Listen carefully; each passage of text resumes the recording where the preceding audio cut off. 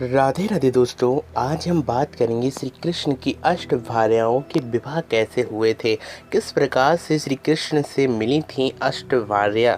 क्या अष्टभार्याओं का विवाह बहुत ही ज़्यादा विपरीत परिस्थितियों में हुआ था? तो जानेंगे इस वीडियो के माध्यम से। फिलहाल आप लोगों से एक रिक्वेस्ट रहेगी, आप लोग हमारे चैनल को ज़रूर सब्सक्राइब करें ताकि राधा कृष्ण से जुड़े हर सीक्रेट्स आपके सामने हम ला सकें इस कृष्णा सीक्रेट्स पर। तो शुरू करते हैं यह गाथा हम शुरू करने से पहले आपसे फिर एक रिक्वेस्ट करेंगे कि आप लोग इस वीडियो को पूरा देखें ताकि बहुत सी सीक्रेट्स और इस गाथा के माध्यम से आपको पता चल सके कि अष्टभार्याओं के संग श्री कृष्ण का विवाह कैसे हुआ था। तो शुरू करते हैं। अष्टभार्याएँ यानी कि 8 पत्नियाँ। श्री कृष्ण की 8 पत्नियों के विवाह अलग हुए थे और 16,108 पटरानियों के संग रहने वाले श्री कृष्ण के विवाह अलग हुए थे। यानी कि 16,108 विवाहों में 8 विवाह अलग और 16,000 विवाह एक अलग हुए थे, जो भौमासुर के कारण हुए थे। लेकिन इस वीडियो में हम बात करेंगे अष्टभार्याओं के विवाह के बारे में, जिसमें पहला नाम रुक्मणी और इसके बाद सत्यभामा, जामंती, कालिंदी, मित्रविंदा, नग्नजिती या सत्या, भद्रा और लक्ष्मणा। ये 8 भार्याएँ हैं और 8 भार्याओं के 8 ही विवाह हुए थे, जिसके कारण इस वीडियो को थोड़ा सा लंबा किया जा सकता है। तो शुरू करते हैं।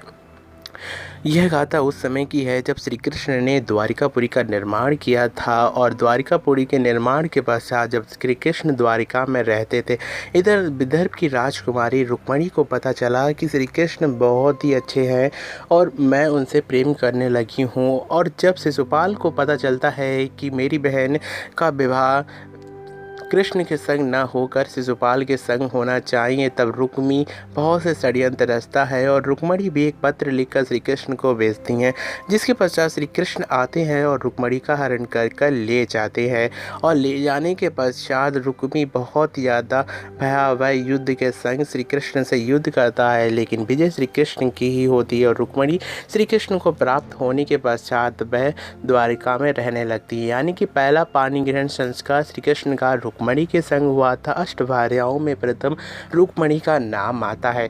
इसके पश्चात आता है जामंती और सत्यभामा। जामंती और सत्यभामा का विवाह एक मणि के कारण होता है, जो दोनों एक ही मणि के संबंध से संबंधित थे। इनके पिता का नाम था सत्राजित। सत्राजित को सूर्य नारायण भगवान की कृपा से मणि और श्यामंतक मणि इतनी तेजमान होती है कि उसके प्रकाश से तीनों लोग उजाला होने लगता है। और एक समय जब श्री कृष्ण ने सत्राजित से यह मांगी थी मणि, तब सत्राजित ने मना कर दिया। लेकिन कुछ दिनों के पश्चात जब मणि ना मिली, तब सत्राजित ने लांछन लगाया कि श्री कृष्ण ने ही मेरी मणि चुराई है, जिसका पता लगाने के लिए श्री कृष्ण बनो बनो भटके। और उसके पश्चात जब उन्होंने जामंत के संग युद्ध किया और जामंत ने स्वयं मणि को साथ में देते हुए अपनी पुत्री जामंती का विवाह श्री कृष्ण के संग कर दिया, जिसके पश्चात श्री कृष्ण की दूसरी भार्या का नाम जामंती था। जब वह मणि लेकर द्वारिकापुरी लौटे, तब सत्राजित बहुत ज़्यादा लज्जित हुआ और कहने लगा कि मैंने श्री कृष्ण के संग बहुत अपराध कर दिया है और ये अपराध मुझे करना नहीं चाहिए था। इस अपराध और इस कलंक को मिटाने के लिए मैं अपनी पुत्री सत्यभामा का विवाह श्री कृष्ण के संग कर दूं, जिसके लिए श्री कृष्ण ने स्वयं हामी भर देते हैं और सत्यभामा के संग श्री कृष्ण का तीसरा विवाह होता है। साथ ही साथ वह मणि भी श्री कृष्ण अपने ही राज दरबार से दूर अपने ही दरबार में रखवा देते हैं, जो मणि प्रतिदिन स्वर्ण दिया करती थी। यानी कि श्री कृष्ण की पहली, दूसरी और तीसरी पत्नी का हम वर्णन कर चुके। अब हम चौथी का वर्णन करते हैं। चौथी का नाम कालिंदी था। ये बहुत ही ज़्यादा सुंदर लगती थी, जिसके पास कालिंदी का विवाह बहुत ही अच्छे तरीके से श्री कृष्ण के संग होता है। जब अर्जुन को पता चलता है कि एक स्त्री यमुना में बैठी हुई है, तब वहाँ पर जाकर पूछते हैं कि तुम्हारी क्या मनोकामना है, तब वह श्री कृष्ण के संग अपना विवाह करने के लिए बताते। इधर से श्री कृष्ण मान जाते हैं और कालिंदी के संग अपना पाणिग्रहण संस्कार संपन्न कराते हैं। इसके पश्चात आता है नाम मित्रविंदा का। मित्रविंदा एक बहुत ही सुंदर राजकुमारी थी, जिनके भाइयों का नाम बिंद और अरविंद था। ये बहुत ही ज़्यादा दुष्ट थे। इन्होंने श्री कृष्ण के संग अपनी बहन का विवाह ना करा कर दुष्टों के संग विवाह कराने का सोचा। तब श्री कृष्ण ने उनका भी पाणिग्रहण संस्कार संपन्न करा दिया और इसके पश्चात मित्रविंदा का भी निगरण संस्कार संपन्न होता है। अब बात आती है नग्नजीती या सत्या के बारे में। सत्या बहुत ही ज़्यादा सुंदर लगती थी। इनके पिता ने अपने ही पुत्री का विवाह करने के लिए एक प्रथा रची जिसमें 7 सांड यानी कि बैलों को साधने के लिए महान से महान राजकुमार आए, लेकिन उन्होंने यह कार्य नहीं कर पाया। तब श्री कृष्ण वहाँ पर पहुँचते हैं और उनकी राजकुमारी को देखकर कहते हैं कि मैं आपकी राजकुमारी से विवाह करना चाहता हूँ।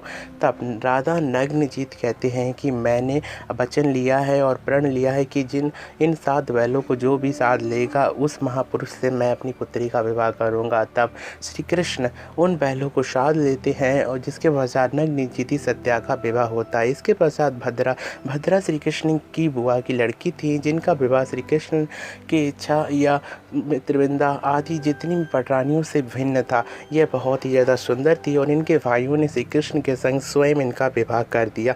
इसके पश्चात लक्ष्मणा का वर्णन आता है। लक्ष्मणा को स्वयंवर में श्री कृष्ण ने स्वयं वर्णन किया था और जिसके पश्चात श्री कृष्ण के अष्टभार्याओं के विवाह संपन्न होते हैं। फिलहाल आप लोगों से इन अष्टभार्याओं के विवाह के बारे में डिस्कस किया, तो आप लोगों को कैसा लगा प्लीज़ कमेंट बॉक्स में जाकर ज़रूर बताएं। Thank you for watching this video and Radhe Radhe.